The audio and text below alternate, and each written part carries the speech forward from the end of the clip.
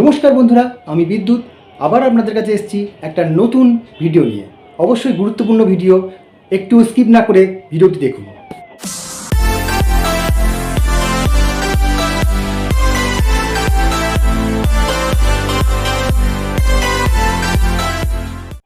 আজকে আমি যে বিষয়টা নিয়ে আলোচনা করছি সেটা আপনার ডেসক্রিপশনে অবশ্যই দেখে থাকবেন। তো কি হয়, যখন দেখবেন কোথাও কোনো বড়সড় দুর্ঘটনা ঘটে যায়, অর্থাৎ অগ্নিকাণ্ড ঘটে যায়, তখন কি হয়, আপনারা সবার প্রথমেই কি কাজটা করেন, সেটা হচ্ছে যে কাছাকাছি দমকল কেন্দ্র আছে তাদেরকে কল করেন বা যোগাযোগ করেন যে তাদের তাড়াতাড়ি ওখানে এসে ওই আগুনকে যাতে নির্বাপন করা যায় সেই ব্যবস্থা করার জন্য। কিন্তু এটা যেহেতু আমি আগেই আপনাদের এই বিষয়ে সচেতন করেছিলাম আমার ভিডিওতে, আপনি অবশ্যই এখন আপনার নিকটবর্তী যে দমকল কেন্দ্র আছে বা সহায়তা কেন্দ্র আছে তাদের মোবাইল নাম্বার বা কন্ট্যাক্ট নাম্বার আপনার মোবাইলে আপনি সেভ করে রেখেছেন। এবার কি হচ্ছে, যখন তারা আসে, তো একটা বড় আগুনে যখন কাজ করতে আসেন, তো প্রথমে তারা অনেক হয়তো যারা এইসব পার্সোনাল আছেন তারা অনেকে একসঙ্গে আসেন না, তারা কিছু লোক আসেন। প্রথমে তো তারা অবগত থাকেন না যে বিষয়টা কত বড়, এবং তখন দেখা যায় তাদের কাজ করার সময় বেশ কিছু আপনাদের মতন তরতাজা যারা আছেন, যারা সব সময় মানুষের পাশে থাকেন এবং মানুষের উপকারে ঝাঁপিয়ে পড়েন, সেরকম মানুষ তাদের পাশে এসে দাঁড়িয়ে যায় এবং তারাও সঙ্গে অনেক হাতে হাতে কাজ করে দেন, অনেক অনেক কিছু উদ্ধার কার্যে তাদের সহায়তা করেন। তো এই মানুষগুলোর জন্য আজকের ভিডিওটা খুব জরুরি। কেন কি, তারা অবশ্যই আমার ভিডিও যদি দেখে থাকেন তাদের কাছে অনেক বিষয় খুব সহজ হয়ে যাবে, কিন্তু তবু একটা বিষয় যেটা হয়, ধরুন কোনো দমকল কর্মচারী আপনার কাজ করছেন, তারা হয়তো অনেকগুলো, আপনারা জানেন অনেক দূর থেকে গাড়ি থেকে জল যায় বা কোনো একটা জলাশয় থেকে জলকে নিয়ে যাওয়া হয় হচ্ছে আগুনের যেখানে জ্বলছে, অর্থাৎ ফায়ার স্পটে নিয়ে যাওয়া হয়। কিন্তু সেখানে নিয়ে যাওয়ার সময় পর হোস, অর্থাৎ ডেলিভারি হোস, আমি আগে আপনার একটা ভিডিওতে আমি ডেলিভারি হোস সম্বন্ধে বলেছি, যদি না জেনে থাকেন তাহলে একবার গিয়ে ভিডিওটা দেখে নেবেন, তবে এই ভিডিওটা শেষ করার পরে, ঠিক আছে? এবার কি করবেন, ওই হোসগুলোকে ফেলতে যান এবং ওই হোসগুলোকে ওইখানে যে কাপলিং থাকে, অর্থাৎ এই কাপলিং বিষয়টাই আপনাদের আজকে আমি আলোচনায় আনবো। এই কাপলিংগুলোকে একটার পর একটা যুক্ত করা হয় এবং যখন কাজ শেষ হয়ে যায় তখন এগুলোকে আবার বিযুক্ত করে ফেলা হয়।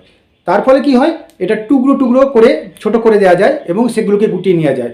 দেখা যাচ্ছে 50 ফুট, 40 ফুট বা তার কম 20 ফুট এরকম এক একটা দূরত্বে হয়তো আগুন জ্বলছে, যেখানে জল আছে তার থেকে এতটা দূরে আগুনের জায়গায় জলটাকে নিয়ে যাওয়ার জন্য এইভাবে পর বিভিন্নভাবে পাটে হোসগুলোকে যুক্ত করা হয়।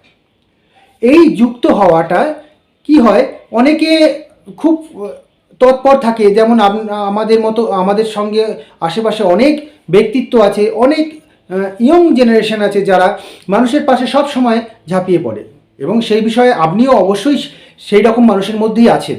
আর যে আমার ভিডিওটা দেখছেন তিনি অবশ্যই এটাও চাইবেন যে আমার আশেপাশে যদি এরকম ধরনের ঘটনা কখনো ঘটে যায়, অবশ্যই তড়িঘড়ি আমি প্রাথমিক যে কাজগুলো বা ফায়ার ব্রিগেডের সঙ্গে হাতে হাত লাগিয়ে কাজ করতে পারবো, তার জন্য আপনি অবশ্যই এ বিষয়ে অনেক সচেতন হয়ে গেছেন। আগের ভিডিওগুলো যেহেতু আপনি দেখেছেন, যদি না দেখে থাকেন নিচে আমার টাইটেল দেওয়া থাকে, তো আপনারা ওইটা দেখে নেবেন বা আমি লিঙ্ক দিয়ে দেবো, আই বটন দিয়ে দেবো, ওখান থেকেও দেখে নিতে পারবেন বা চ্যানেলে গিয়ে আপনারা পরিষ্কার দেখে নিতে পারবেন ভিডিওগুলো। এবার ব্যাপারটা যেটা নিয়ে আসছিলাম, মূল বিষয় হচ্ছে যে আজকে ধরুন কোথাও আগুন লেগে গেছে, তো সেখানে ফায়ার ব্রিগেডের পার্সোনাল ওরা বেশ কিছু মানুষ ভেতরে রয়েছেন, কিছু পার্সোনাল যারা আছেন, যারা কাজ করছেন খুব যুদ্ধকালীন তৎপরতায়, কেননা তারা সবসময় চান যে ক্ষতির পরিমাণ যতটা কমানো সম্ভব হয় ততটা কমানোর জন্য, ঠিক আছে? আপনারা সবসময় তাদের উপর বিশ্বাস করবেন, কেননা তাদের কোনো স্বার্থ থাকে না, তাদের মেন উদ্দেশ্যই থাকে আপনাদের বিপদমুক্ত করা, এবং বিপদমুক্ত করার জন্য যত দূর সম্ভব তারা চেষ্টা করেন। এ বিষয়ে কোনো রকম সংশয় রাখবেন না। এবার কি হয়, যে সমস্ত ইয়ং জেনারেশন, অর্থাৎ যে সমস্ত যুবকরা আছে যারা এইভাবে সব সময় মানুষের পাশে থাকেন, তারা এসে অনেক সময় কি করেন, কাজ করার চেষ্টা করেন, অনেক সময় হাতে হাতে ওই হোসগুলোকে গুটিয়ে দেন চেষ্টা করেন। তো তো অনেক সময় তারা কি করেন, ওই একটা হোসের সঙ্গে আর একটা কাপলিন যুক্ত করার চেষ্টা করেন, কিন্তু তারা পদ্ধতিটা জানেন না, যার জন্য আজকে কি হয়, তারা অনেক সময় কাজটাকে আরও বিলম্বিত করে ফেলে। এতে অনেকটা দেরিও হয় এবং ক্ষয়ক্ষতির পরিমাণ বেড়ে যায়। তো যদি আপনারা সেই সঙ্গে যদি সহযোগিতা করেন এবং তৎপরতার সঙ্গে সঠিক নিয়মে যদি কাজ করে দেন, তাহলে কর্মচারী, দমকল কর্মচারী যারা থাকেন, যারা আপনার জন্য ভেতরে রয়েছে, অর্থাৎ আগুনের সঙ্গে যুদ্ধ করছে, অগ্নিযোদ্ধা যারা রয়েছে, ঠিক আছে, তারা আগুনের ভেতরে যেখানে আগুন উৎস রয়েছে সেখানে কাজ করতে পারবে আরও বেশি পরিমাণে, যদি আপনারা এই কাজগুলোকে হেল্প করতে পারেন। কেননা দেখুন, একটা যে কোনো ঘটনা ঘটার পর কি হয়, সেখান থেকে যখন খবরটা পাওয়া যায় তখন তার সমস্ত বিষয়টা কোনো ফায়ার ব্রিগেড বা দমকল জানতে পারে না। তাদের কি হয়, ওই উৎসস্থলে যাওয়ার পরে তারা সেই বিষয়টাকে আগে উপলব্ধি করে এবং তারপরে তাদের যে সমস্ত যে যোগাযোগ আছে বা আশেপাশে যে সমস্ত ফায়ার স্টেশন থাকে সেখান থেকে বিভিন্ন গাড়ি বা ইনস্ট্রুমেন্ট প্রয়োজন মতো নিয়ে আসা হয়।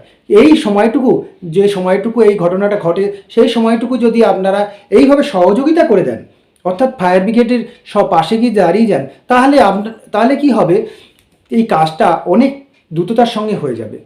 এইবার আমি আজকে বলবো যে এই হোসের যে বিষয়টা আমি বললাম যে লাগাতে হবে, অর্থাৎ দুটো হোসকে কানেক্ট করলে একটা বড় হোস তৈরি হয়ে যাবে। তো ওটা আবার আরও বড় করা যাবে, আরও বড় হবে, এইভাবে বড় হতে থাকবে।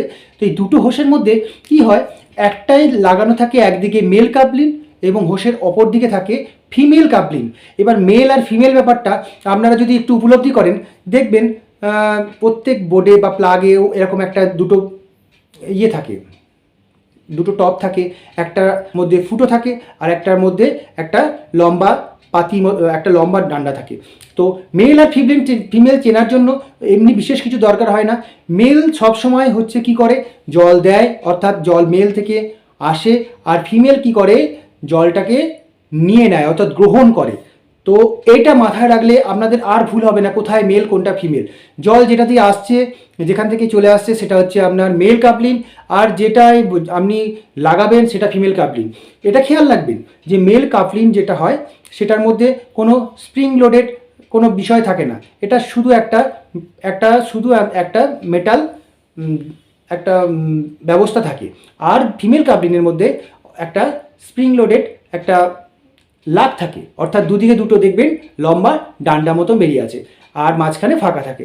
তো মেল কাপলিনটাকে ফিমেল কাপলিনের ভেতরে চাপ দিলেই ওটা ইনস্ট্যান্টেনিয়াস, যেহেতু লক হয়, ইনস্ট্যান্টেনিয়াস সিস্টেমে অটোমেটিক ঠক করে একটা আওয়াজ হয়ে আটকে যাবে এবং এটা খুব সহজেই আটকে যায়। কিন্তু সঠিক নিয়ম না জানার জন্য অনেক সময় কি হয়, বিব্রত হতে হয়। কিন্তু বিব্রত হবেন না, আমার এই ভিডিওটা যেহেতু আপনি দেখছেন, আপনার এরপরে আর কখনো সমস্যা হবে না একটা হোস্টকে যুক্ত বা বিযুক্ত করতে। এইবার কি হয়, খেয়াল রাখবেন, যুক্ত করার নিয়ম হচ্ছে সব সময় জলের উৎস থেকে আগুনের দিকে, অর্থাৎ আপনি প্রথমে যেখানে পাম্প আছে, অর্থাৎ জল যেখান থেকে আসছে সেখানে ফিমেল কাপলিন লাগে, ঠিক আছে। আর ফিমেল কাপলিন লাগার পর অবশ্যই তার উল্টো দিকে কি আসবে, মেল কাপলিন আছে। এইবার মেল কাপলিনের সঙ্গে কি লাগাবেন, আপনি আবার ফিমেল কাপলিন যুক্ত করবেন, আবার মেল কাপলিন তার সঙ্গে আবার ফিমেল কাপলিন, এইভাবে যুক্ত করতে করতে যেতে হবে।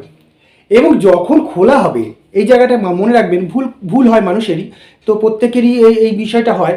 তো খোলার সময় ঠিক উল্টো দিক থেকে খুলতে খুলতে আসবেন, অর্থাৎ যেখানে ব্রাঞ্চ লাগানো হয়েছে, অর্থাৎ ডেলিভারি হোসের শেষে একটা ব্রাঞ্চ লাগানো হয়, যার মাধ্যমে জলকে অনেক দূরে পাঠানো হয় এবং খুব খুব ফোর্সের সঙ্গে, অর্থাৎ জোরে, তাতে জল অনেক দূরে গিয়ে অনেকটা জায়গা কাজ করা যায়, অনেক দূর থেকে আগুনে জল দেওয়া যায়। তো ওই ব্রাঞ্চের বিষয়ে আমি আরেকটা ভিডিও পরে আমি বানিয়ে দেবো, ব্রাঞ্চের কী পদ্ধতিতে ওইখানে কাজটা হয়। কিন্তু এখন যেটা আমার মেন বিষয় সেটা হলো যে কাপলিং। তো এবার খোলার নিয়মটা হচ্ছে, আপনি খুলবেন ঠিক যেদিকে হচ্ছে আপনার যেখানে ফায়ার স্পট আছে, অর্থাৎ ব্রাঞ্চ প্রথমে খুলতে হবে। ব্রাঞ্চটাকে খোলার নিয়ম আমি ভিডিওতে দেখিয়ে দিচ্ছি যে ব্রাঞ্চ কীভাবে খুলতে হবে, আমার ভিডিও শেষে আপনারা দেখতে পাবেন, এবং লাগানোর সিস্টেমটাও আমি দেখিয়ে দেবো। এরপরে কি হয়, ব্রাঞ্চ প্রথমে খুলতে হবে, তারপরে ওই যে লাগ দুটো থাকে ফিমেল কাপলিনের, ওই ফিমেল কাপলিনের লাগ দুটো টেনে ধরলেই ওটা আলগা হয়ে যায় এবং খুব সহজেই খোলা যায়। তার আগে কি হয়, পা দিয়ে ব্রাঞ্চটাকে যখন খুলবেন, তখন ব্রাঞ্চটাকে, যখন আপনি হোসের যে অন্য লাগগুলো খুলতে খুলতে যাবেন, তখন কি করবেন, চেপে ধরবেন হচ্ছে আপনার মেল কাবলিনটাকে চেপে ধরবেন এবং ফিমেল কাবলিনটা ধরে টান দিলেই দেখবেন খুলে যাচ্ছে। তো এইভাবে খুলতে খুলতে যদি যান দেখবেন খুব সহজেই খোলা হয়ে যাবে। রাখবেন। আর এই ভিডিও থেকে আপনি যদি কিছু নতুন কিছু শিখে থাকেন লাইক করতে ভুলবেন না, আর সাবস্ক্রাইব তো অবশ্যই করবেন যারা করেননি। ঠিক আছে, শেয়ার করবেন আশেপাশের বন্ধুবান্ধবদের আরও বেশি সচেতন করার জন্য, এবং আশেপাশের যে পরিবেশ আছে সেই পরিবেশের দুর্ঘটনার হাত থেকে বাঁচানোর জন্য আপনারা সবসময় তৈরি আছেন, আমি জানি, আবারও তৈরি থাকবেন। তাই এই বলে আজকের ভিডিওটা আমি শেষ করছি। ভালো থাকবেন, সুস্থ থাকবেন।